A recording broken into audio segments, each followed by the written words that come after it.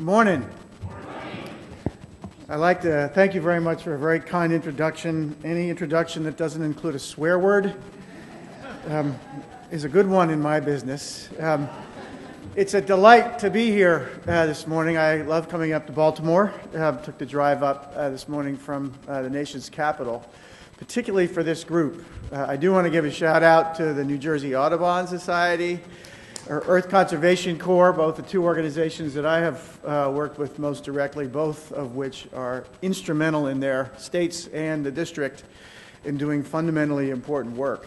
And I thought a lot about what I could say to the group here that might be meaningful to your meeting. And I start with how much you've got it right, in my estimation, and why I'll suggest that, like in a lot of things in my career, I'm never first. In fact, I'm always late to the game on many issues, but I do give myself credit that once I become aware and understand of the importance of an issue, I go all in. And I think you all are right on the game, both because of where you're holding this meeting, which is in downtown Baltimore, but also on the theme, which is all about water. And I'll suggest in a brief introduction, not that I'm going to talk that long, about why I believe what you're doing is right on and how it matches in some ways my career as I've tried to keep up with all the rest of you. But second, I can't help but take the opportunity to explain some of the things that DC Water is doing. Most folks have no idea of the scale, the cost and significance of what urban systems like the one I am responsible for overseeing on the public's behalf have to do in this day and age. And an understanding of the kinds of things we're doing, the ways that we're changing, are actually matching up well to a lot of the programs that you're running in your programs over the last several days. Hopefully then I'll conclude and you can go on your merry way. Let me also say that I really admire and respect the work that you do. I've spent most of my career to this day in the nonprofit world. And certainly in the two organizations I've run most recently, which are large municipal organizations in the district, the role and significance of the nonprofit world is extraordinarily important to us.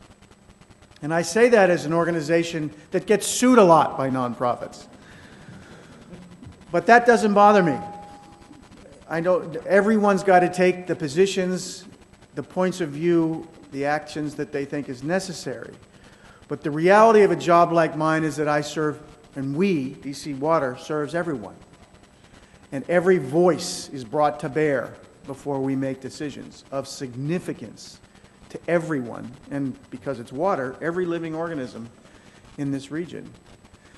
And it's an absolutely essential voice that needs to be brought to the table is the one that you bring. So whether your significance is as a donor, which is fundamental, obviously, a volunteer, a professional, you've decided to work in this field, which is more of a vocation than anything else, that voice is so significant to us. And while we often do get sued, I'm often, to myself, I don't promote this to the rest of my staff, pleased that that comes in. I need that pressure and that advocacy pushing from one side. Because believe me, there is plenty of pressure pushing from the other side.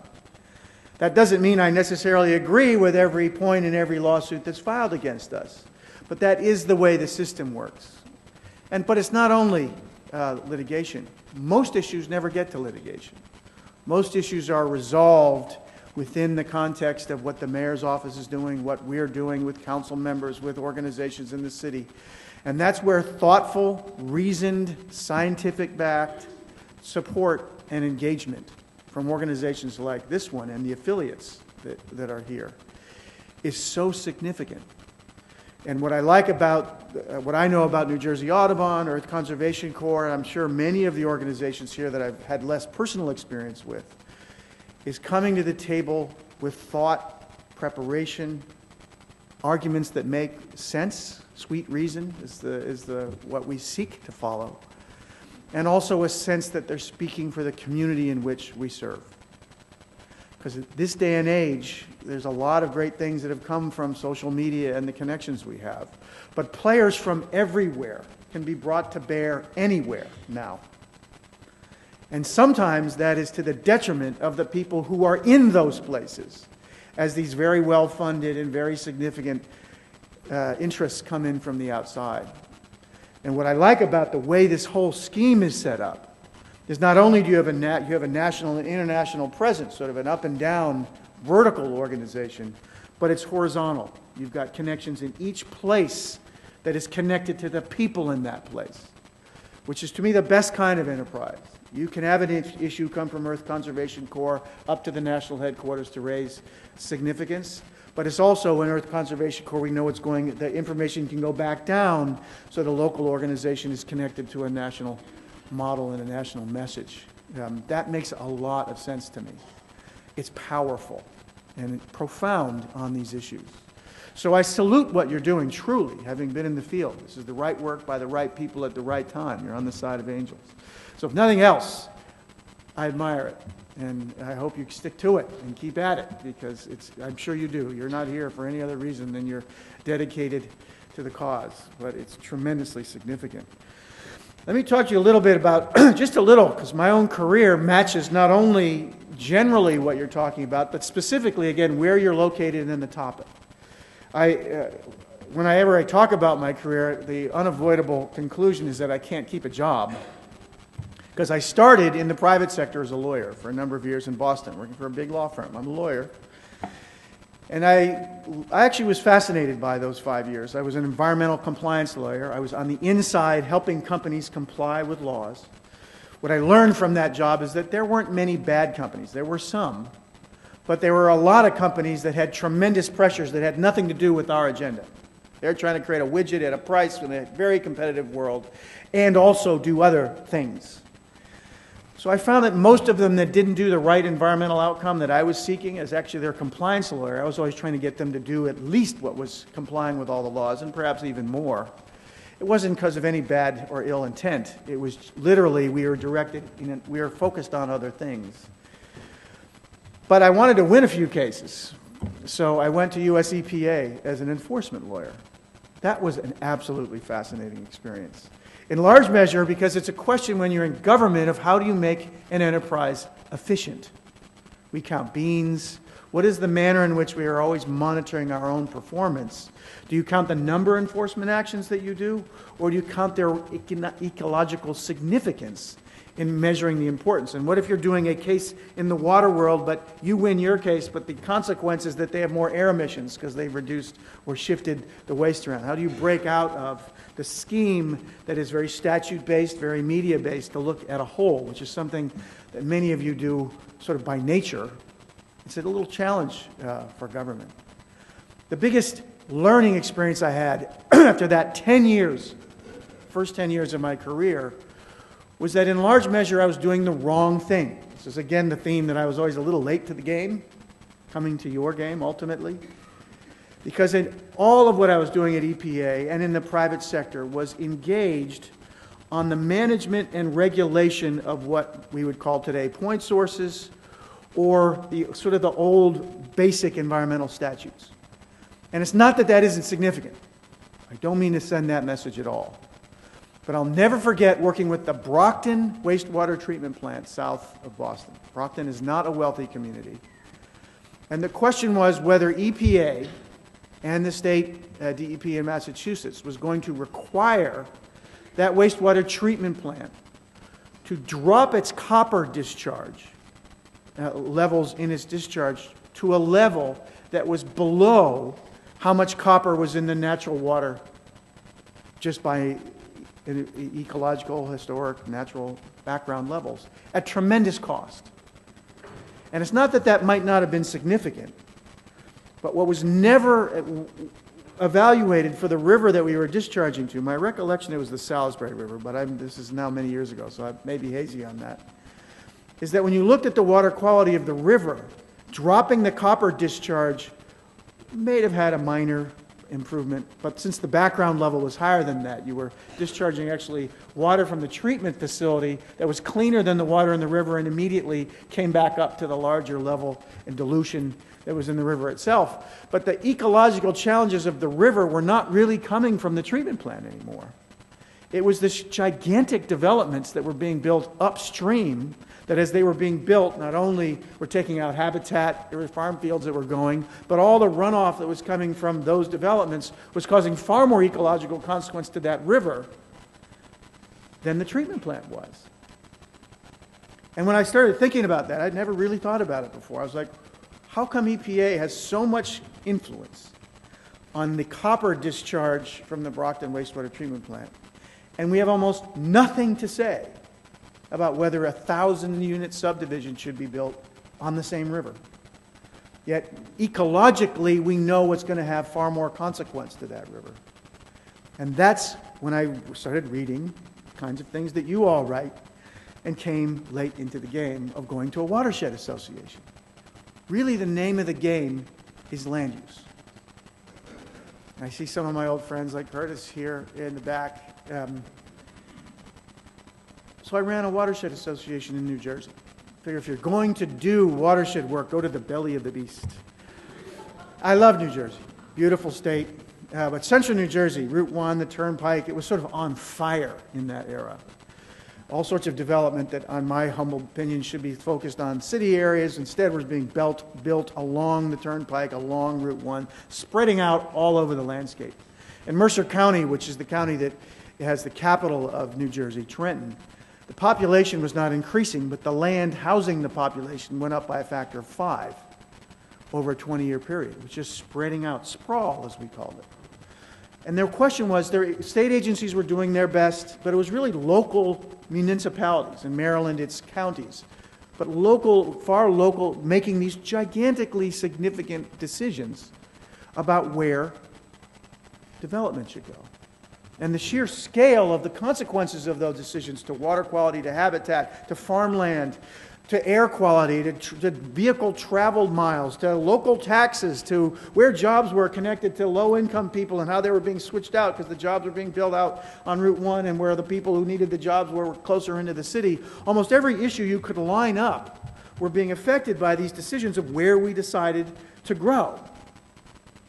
So I did that for 7 long years. It's to this day the longest job I've ever held. It's one of the hardest. I went to more than 2,000 local meetings in that period, because if you're going to do land use in New Jersey, you had to go to the township committee meetings or the planning board committee meetings, which are always at night.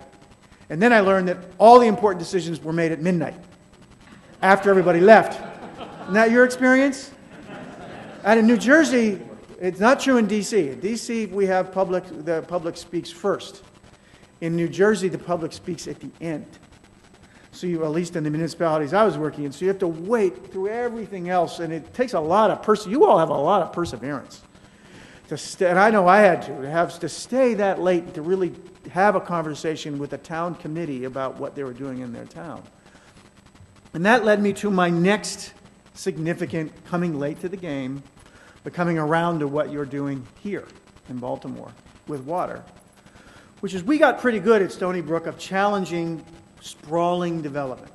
Floor area ratios, setback notions. We were doing zoning, land use battles. We actually changed the zoning in several municipalities to decrease the amount of suburban sprawl based on water quality, by the way. Nitrate dilution model, how much water would come off these lands, how much you develop on wells and septic can be measured by a water quality coefficient. But what I realized when I then went to my next job, which was New Jersey Future, which is sort of, to lack of a better, it's sort of like a Brookings, but just for New Jersey, sort of looking broadly at a lot of issues, not just environment, but economic or otherwise, is that while we were succeeding at Stony Brook, at stopping, not all of it, but a fair amount of the sprawling development, what we were not doing, because it generally was not an environmental question, at least we didn't think of it that way, is where should it go?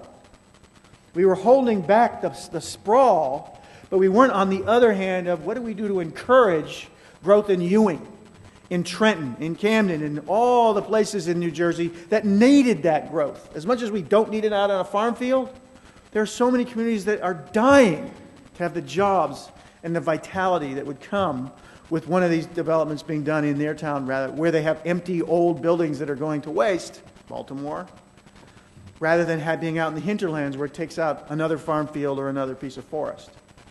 When I went to Stony Brook and said, we've got to create a program on the other side, how are we going to encourage it? They were like, no, we don't do that.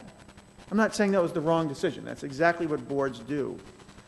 That's when I came to the next epiphany, a little late to the game, of making cities work and urban areas work is a principal environmental question, as well as a social question, a jobs question, a community question, and all the rest.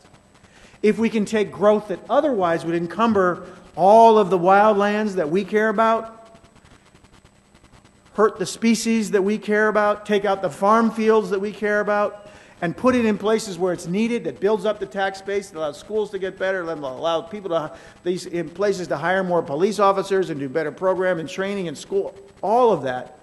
We go a long way. We can have people live and work in places where their vehicle travel miles go down, where they take public transportation because they can, where they can walk places and ride their bikes and do all these things that are good, as long as we can make cities work. And that's what drew me to Washington, D.C. Mayor Fenty, the prior mayor, hired me to be the first director of the Department of Environment for Washington, D.C. D.C., as you all know, but may not have really thought about it, D.C. is a city, a county, and a state, all wrapped up into one. So the Department of Environment, which I ran for 3 years, and I was their first director, so most of it was just standing up a new organization.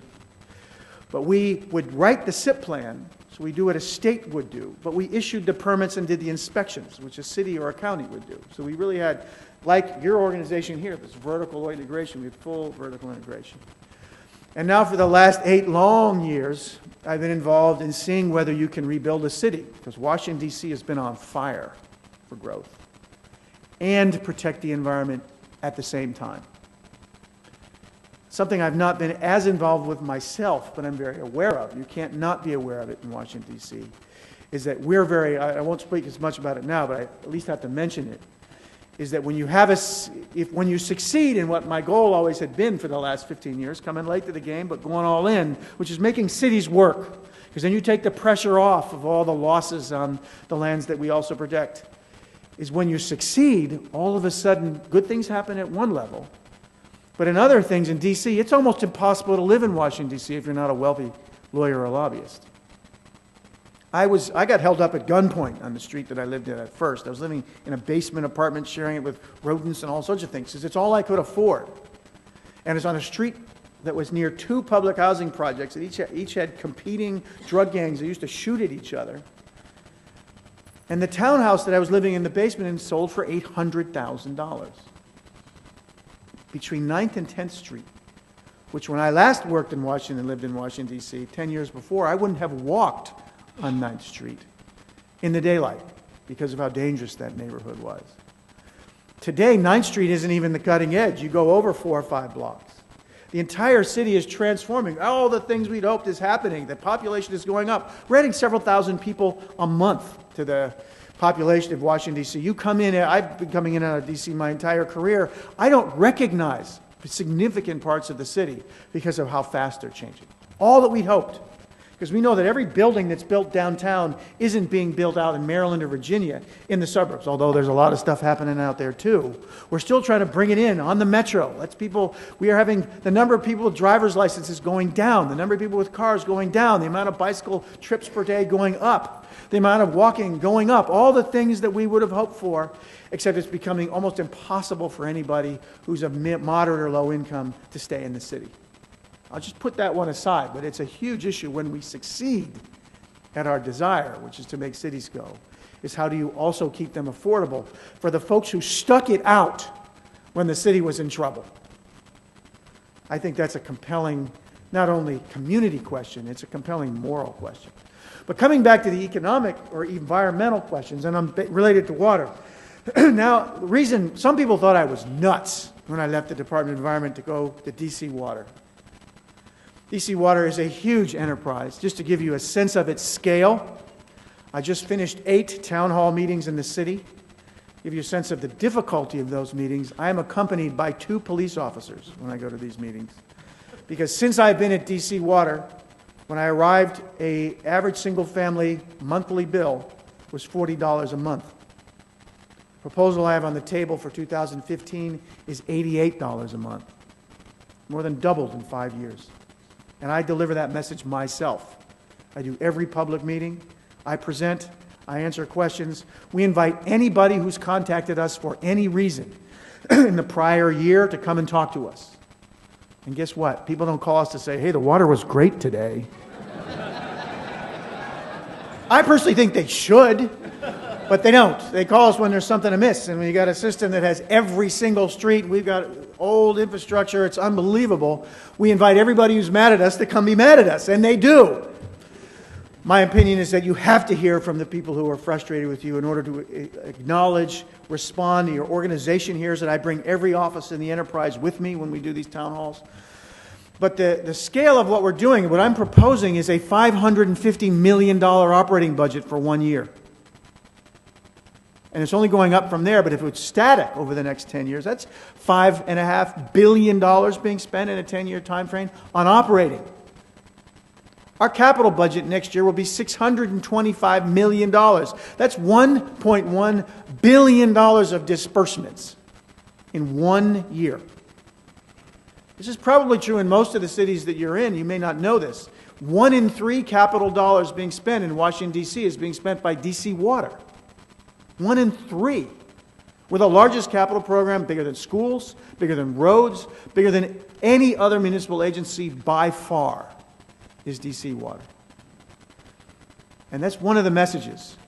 What I discovered coming into Washington, D.C., the nation's capital with Congress, it's sort of funny on our maps, though. You look at the White House, I know where all the pipes of the city are. The White House is cut out.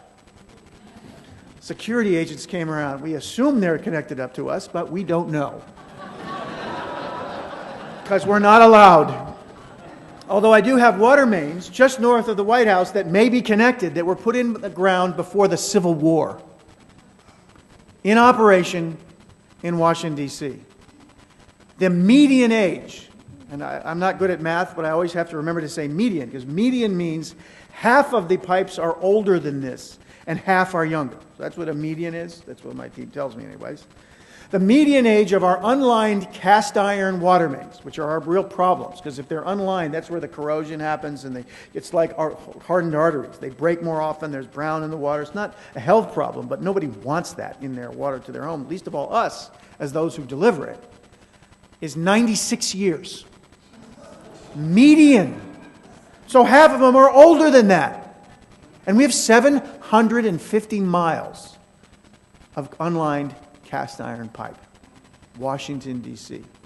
The median age of our sewers is unknown. And I'll tell you why Washington, D.C. is one of the oldest sewer systems in the country. You may not know this. Great book. You'll all love this, because I know you're science-oriented and you're also intrepid and courageous. You want to read a book about people who are, particularly a person who has great kinship to you. It's called The Ghost Map. It's a book that tells the story of the incredibly courageous but intelligent and science-based, following where the data goes despite the fact that everyone else didn't listen, of the person who determined that cholera was caused by water. In 1850, the largest city in the world was London. And they would have cholera epidemics that would kill 10,000 people, boom, at a time. It's so violent and so fast. And when you read the first chapter of the Ghost Map, more than anything else, you'll cringe. Because it just describes how waste was handled in the 1850s. In Washington, D.C., it was in an open canal where now Constitution Avenue is, and flowed right through the smack dab middle of the city with everything dumped in it. Talk about the sewage of D.C. Good God. But in London, it was everywhere. It was such a huge city. It was kept in basements. They collected, and there was a whole industry of people who would come at night and collect it all out. And, oh, God, the air was so horrific. Miasma is what they called it. That everybody just assumed that it was caused by the air. The air smells so bad, people must die from the air. But this one public health guy started going, well, I'm going to chart this out on a map.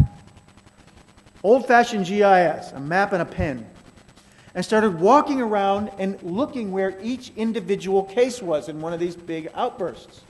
And found that, well, why is it that there's a lot of people getting cholera on this street, but not the street right next to it?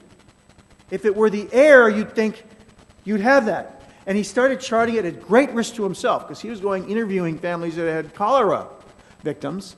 And he traced it to a water pump that had cross-contamination with where some sewage was being collected. And he postulated, this is the water. It's an incredible story of the courageousness of science, of early GIS, as it were. And I think you'd love it, because that's the kinds of things you do. You're presenting information about ecological realities. You're science-based. You're often delivering a message that some don't want to hear. And it takes courage for you all to do that. So read the book. But independent of that, the final realization that he stuck to his guns and the whole world determined, cholera is water, sewers start being built. Modern sewers. Washington, D.C. grew in the Civil War. That was the 1850s. Civil War is the 1860s, so that's when all of our sewers were put in for most of the city. I've got one sewer in particular that overflows all the time. Combined sewer overflow. It's called the Northeast Boundary Trunk Sewer. The scale of this sewer is huge. It starts at 7 feet in diameter and goes all the way to 22 feet in diameter. 22 feet in diameter. It's like these movies where you can drive a truck down them. And it goes the entire length of Florida Avenue. For those of you who know D.C., that's the diamond. That's about a third of the way up the diamond. And like the storm we had last week, so much storm water pours into the combined pipes that we have in the older parts of the city. Because in the old days, the pipe would take both sewage out of the home and storm water off the street. That's called combined overflow, combined systems. And when the storm water flows in a storm, that pipe will fill. And either you get a way to allow that to blow off, or you have flow that's going to go backwards because the pressure in the pipe will turn into a water main, except there's not drinking water in there. There's sewage and storm water. It'll push out just like any water main would. That's called a combined sewer overflow. 750 cities in the United States have combined sewer systems. Well, unfortunately, this pipe is so long that there is overflow at the Anacostia. That's not good, but at least it's going to a river, not a neighborhood. But you take it all the way in to Bloomingdale, which is in the center of town. There is no river to take the overflow. It just goes right into the city streets. So we're tasked with solving a problem that's been 100 years in the making today. But what's astounding to me, and this is a story in every city, Baltimore maybe more than most, is that the Northeast Boundary Trunk Sewer has its name because when it was installed in 1890, the northeast boundary of Washington, D.C. was Florida Avenue. There was nothing to the north other than farm fields. So just this sprawl question we're talking about in the bigger picture, that was sprawl in D.C. Nobody lived farther than Florida Avenue back then because it took too long to get downtown. It wasn't until they actually put in streetcars that the city started to expand because people could get in and out of the center of the city. All of that development north of Florida Avenue, which is it's been there 100 years, it's now packed full of homes, businesses, hospitals, all the rest, goes to the same trunk sewer that was put in 130 years ago for what was south. And we're surprised that it overflows? So that's what we face when we want to make cities work. And that's why we're in this together. That's why you're in the right place. In Baltimore, the National Wildlife Federation, in Baltimore, in the city, lots of organizations, and it's a good thing, it's the right thing to do as well, is to be out in some hinterlands where you have some gorgeous natural vista about you. But being in the city, in my humble opinion, I still believe it, I've staked my career on it, is making cities work can do more for our mission than almost any other single thing because we take the pressures off the habitat and the farms and all the places we're trying to protect. But then you go to the cities to make them work, which we've abandoned for the last 50 years. And then you end up in places like Washington, D.C., Baltimore, Camden, Trenton, New York, Plattsburgh, Dayton, Cleveland, where the cities have decrepit 100-year-old infrastructure that costs enormous amounts of money to fix. We do have a solution for combined sewers in Washington, D.C. It's called the Clean Rivers Project. Look at dcwater.com, by the way. We have all sorts of fun stuff on there.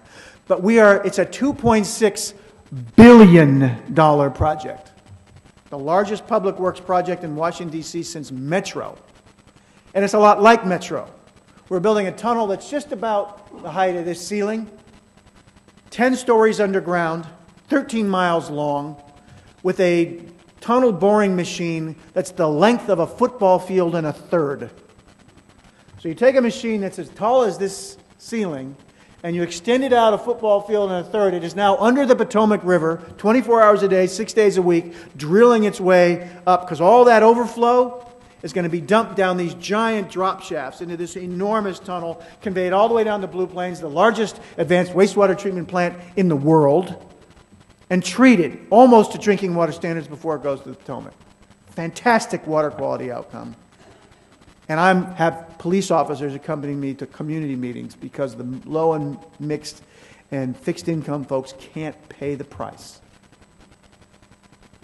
Now, I'm mandated to do it. It's a consent decree, so there's no choice on that part. It's the biggest, fastest growing part of our budget. But that's the reality of the cities. That's a big version. Baltimore, I know the gentleman who's running the Baltimore system. While you've been here, the road collapsed. You see the video on, it's unbelievable. But the number of water main breaks, Baltimore, we want Baltimore to be thriving. We want industry, and it's actually a lot going on in the city. I'm not saying Baltimore doesn't. But the more you come in, the more you're relying on these 100-year-old systems that need to be updated. But let me stop on it, conclude on an upward note. Because I am an eternal optimist. And I see so much opportunity in municipal areas. And I see so much opportunity at places like D.C. Water, Baltimore Water, and why we have such kinship to you all. And part of it is to recognize that we're a little different than I thought. And I'm the first one to blame for this because I did it. I used to think of places like D.C. Water as the polluters. And that's based on the environmental principle that makes a lot of sense, that if I make this thing for a living and I get profit from it, but by making this thing there's an environmental consequence, an externality, we charge the price of that externality in the product by making the polluter pay for it. That's the polluter pays principle. Makes total sense. And I always thought of public enterprises like DC Water in that same guise. And there are attributes that are true, except we're not making a product that we make profit from. DC Water is treating waste from everybody else. I have a pretty big staff, but of the flow that comes into DC Water from us, personally, it's probably 1/300 millionth or something like that. We have 370 million gallons that come into our plant every day. We're doing this on behalf of everybody else. Every household, every hotel, every business, every office, everything on the behalf of those folks we are treating for the public. That doesn't mean you don't hold us accountable. It's just a slightly different version than we're a profit-making enterprise that is making a widget, and you got to stick it to them to make sure that those profits include the cost of the environment. We are the externality of the public on the public's behalf. That's the first lesson. The second lesson is that typically we're pretty quiet. I wonder in your towns and cities across the country and world whether you hear much from your authority. We consider ourselves doing our best when we do our work and nobody knows. Because usually if somebody knows about us, it's a bad thing because we're in the paper because something blew up or something. But that's a terrible problem for us. If we've got rate increases to increase and improve the infrastructure in cities so that people will move to cities and not belabor all the ecology and make cities work and all the rest, we've got to update the system. To update the systems, we've got to get more money from our ratepayers. To get more money from our ratepayers, nobody pays money for something they don't know what they're buying.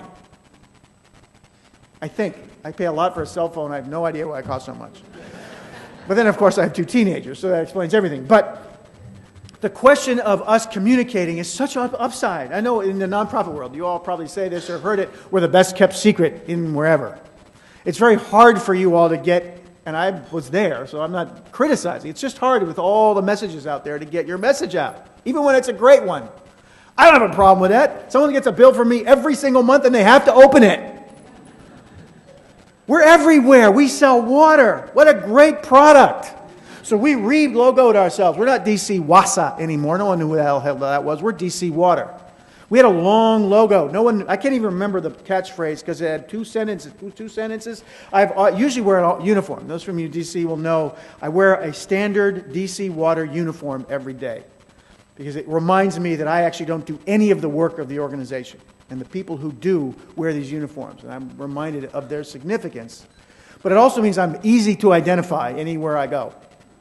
But aside from that, I have a logo and a patch. And before we changed our logo, people used to come up to me and say, "Can I get a job?" I'd say, "Sure, what are you interested in?" "Well, I've always wanted to work for the Department of Corrections."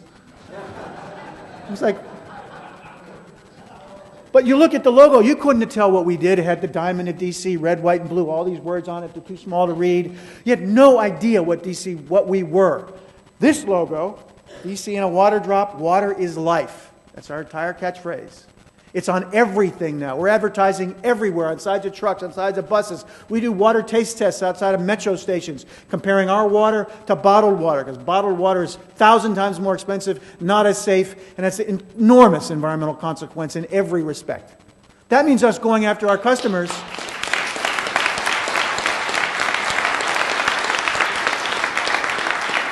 And by the way, see, you guys are right on, having the water pitcher and the water glasses. I was asked by IBM, because we're using computers, technology, to improve the way we analyze our data. And I was going to this big conference in Las Vegas. Biggest speech I've ever given at Pulse conference. Although it's funny, when you're in a big room with 13,000 people, you can't see anything, because all these lights are on you. So it was like the smallest speech I'd ever given. At the same time, I was about to go up on the stage, and they had bottled water up there. I said, "I'm not going." They said, "Why?" I said, "You got bottled water up there." He said, "Why would that bother you?" I'm like, well, that would be like you going to a conference, your IBM, and they give you a Dell as a gift. Would you ever do that? No. But that's because you think that way. Water is our product. Every time, and yes, bottled water is important sometimes when you need the mobility or something. I'm not opposed to it in every sense. It's just overused. But every time I go somewhere where it would be easy to use drinking water from the municipal system that's monitored 1,000 times a week for water quality, and you instead put water bottles up there, you're suggesting that our product isn't good enough. And that there isn't a consequence to that plastic bottle, which may have been shipped, the water might have been shipped all the way from Timbuktu at enormous environmental cost. And we can't allow that. We as a company, we can't allow that. So we have YouTube, we have Twitter. Our machine, this huge machine, we call it Ladybird, after Lady Bird Johnson, it has its own tweet account. It's making its way up, and it tweets its way along the way. We just had a huge program on WAMU yesterday, front page, Washington Post. We're telling our story everywhere all the time, and there's so much potential for that.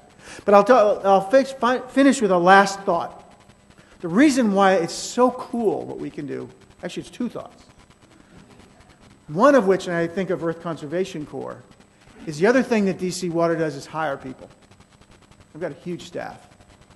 And allows us, the more work we can do with green infrastructure, I won't go into it, that's a whole great presentation, and you probably thought a lot. Green infrastructure, which can do water quality, can do water supply, can handle so much, but can add habitat, urban habitat, and provide jobs for people who need it that are accessible. The sandhogs that are doing the work 10 stories down, they go project to project around the world. They're specialists. So we don't get to hire many DC residents despite the cost of that.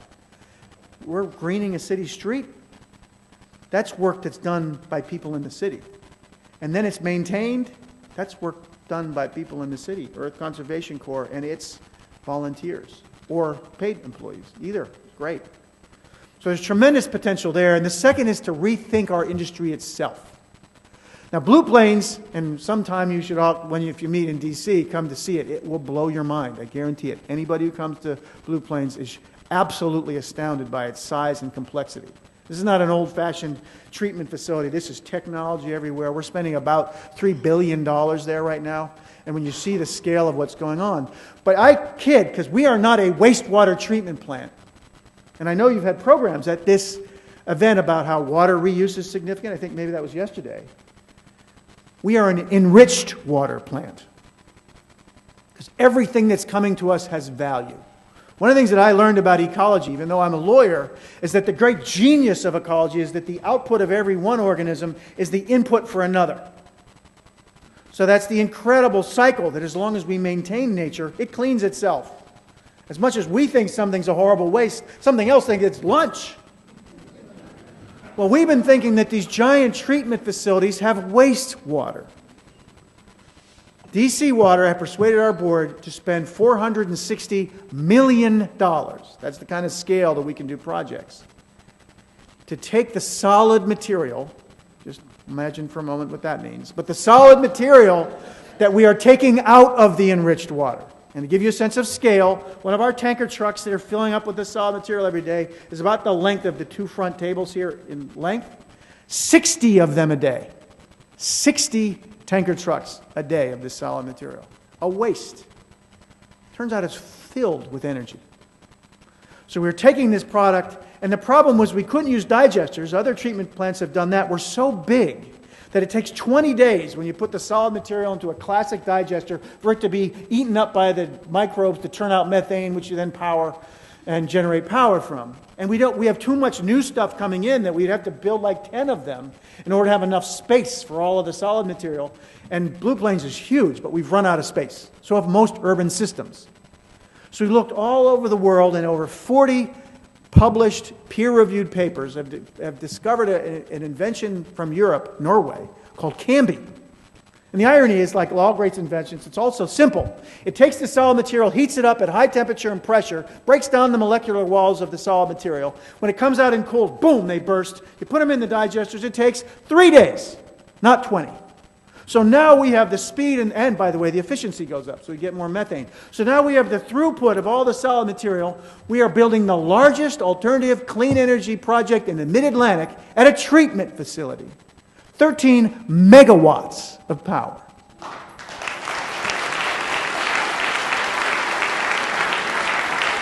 That's 16,000 homes worth of power. And if we can prove that it works, if it doesn't work, after $460 million, the next time you invite a general manager from DC Water, it'll be somebody else. But if it does work, it's going to be a model for urban systems across the country, because one of the great geniuses of this project is we're going to generate so much power, our carbon footprint cut by a third. We're the biggest power user in Washington, D.C. by far. We are going to cut our truck traffic by half.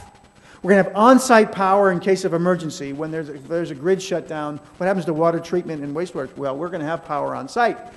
We're going to be able to demonstrate that this works for plants all over the country and even the world. And then we make cities work. We improve habitat, air quality in the cities. We take some pressure off the wildlands. We improve our water quality, and we do it in concert. So I thank you so much for having me today. I truly admire and respect your work. And it's been quite a pleasure.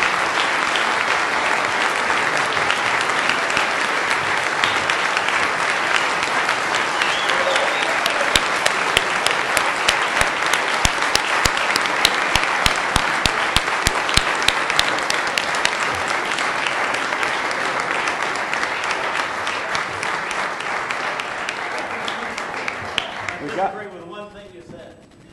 You don't need that plastic water. Recyclable, reusable, filled with DC water. One quick, another, and I get to talk about a lot of these things, but one of the things that you realize in a job like mine is I do actually none of it. I didn't think of Cambi, I raised the money, but it's the people like you who do the work that is the power of organizations like ours. And on this, one of the things we're doing on drink, we have a Tap It campaign.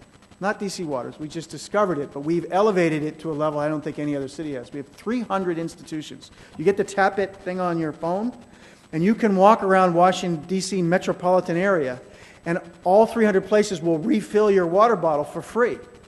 The restaurants like it, and the places, because they figure you go on, you might buy a burger. We like it. It's revenue water. The environment like it because it's filling one of these and not a plastic bottle. That's what's possible. I thank you so very much.